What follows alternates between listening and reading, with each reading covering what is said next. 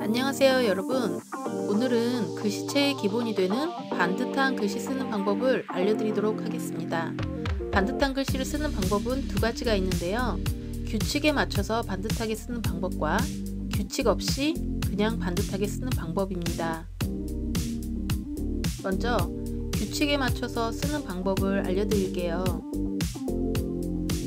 첫 글자를 잘 써줘야 뒤에 올 글자들을 균형 있게 쓸 수 있습니다. 가, 나를 먼저 써놓고 규칙을 알려드릴게요. 반듯한 글씨체의 규칙 첫 번째는 글자의 폭을 일정하게 맞춰야 합니다. 글자 폭이 일정하면 전체적으로 균형 잡힌 인상을 줘서 읽는 이에게 편안함을 줄 수 있습니다.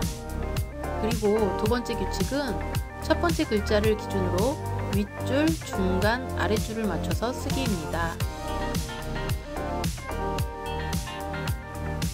그리고 여기서 받침을 쓸 경우에는 아의 꼬리 부분 전까지의 넓이에 맞춰줍니다.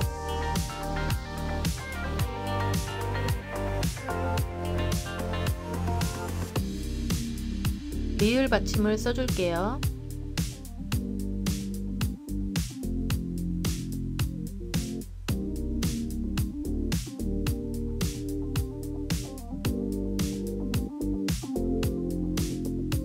최대한 필압을 일정하게 하고 반듯하게 써주세요.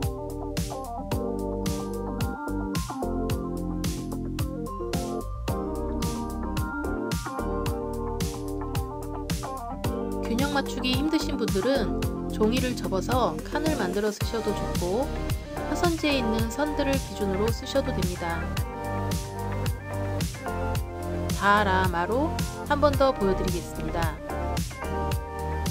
글자의 폭을 체크해 주시고 자간도 체크해서 일정하게 맞춰주세요. 맨 처음 글자를 기준으로 뒷글자들의 사이즈를 맞춰줍니다.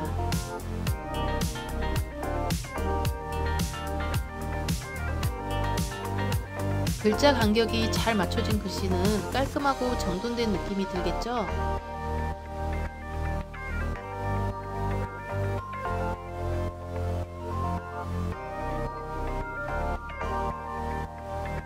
여기에 받침을 쓸 때는 자음의 꼬리 부분 전까지 맞춰주시면 됩니다. 이응 받침을 써보겠습니다.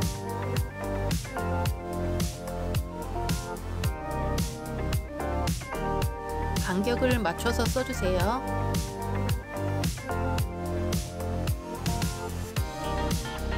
이번에는 사자성어를 써볼 건데 좀 난이도가 있는 글자를 써볼 거예요.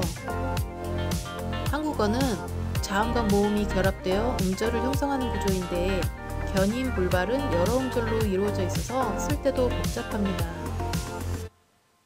반듯한 글씨체는 균형이 중요하기 때문에 첫 글자를 기준점으로 두고 써야 합니다. 글자의 넓이에 맞춰서 받침을 써주세요. 첫 글자의 사이즈와 일정하게 나머지 글자들을 써주셔야 하는데 불발처럼 복잡한 음절을 가진 글자들이 있다면 앞 글자를 좀 더 높게 써주면 좋겠죠. 글자의 폭에 맞춰서 받침을 써줍니다.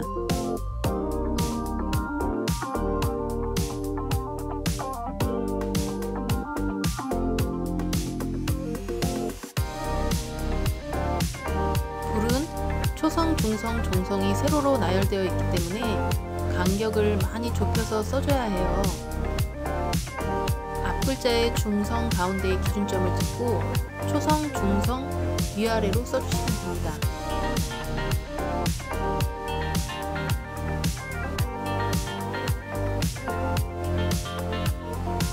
받침은 옆 글자와 같은 높이로 써주세요.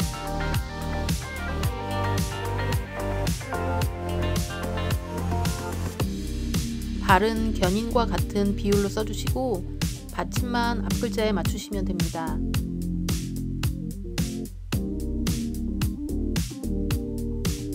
밖으로 뻗어나가는 모음인 아와 야는 받침을 꼬리 전에 맞춰 써주세요. 규칙 없이 반듯하게 쓰는 방법입니다. 기준선은 위아래로만 그어놓고 위아랫줄만 넘어가지 않게 반듯하게만 써주시는 방법입니다. 기준이 없이 반듯한 글씨체는 반듯하지만 개성이 느껴집니다.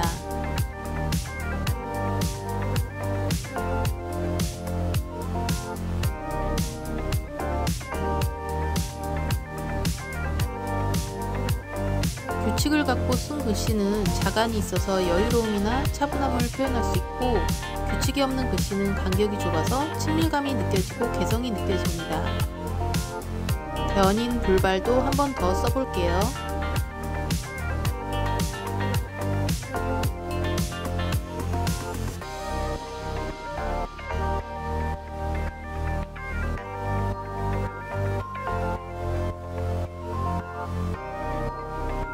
규칙이 있는 것과 없는 것이 느낌이 달라서 글귀의 분위기에 따라 맞춰 쓰시면 되겠습니다.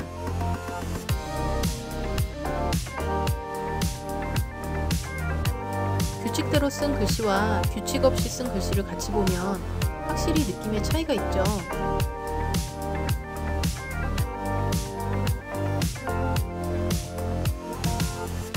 이런 차이를 이용해서 어떻게 응용해야 하는지 알아볼게요.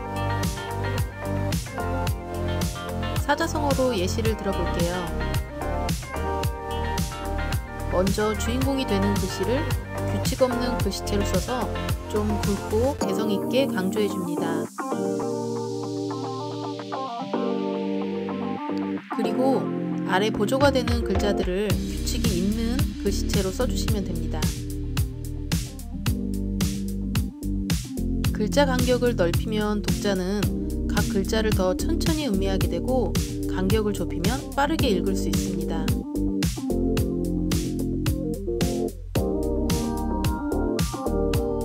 이렇게 반듯한 글씨체도 쓰는 방식에 따라서 두 가지를 콜라보해서 쓰기 좋습니다. 이번에는 아예 다른 방식인데, 강조할 글귀는 다른 글씨체로 쓰고 보조 글귀는 규칙 상관이 없이 반듯하게 써주면 조화롭습니다.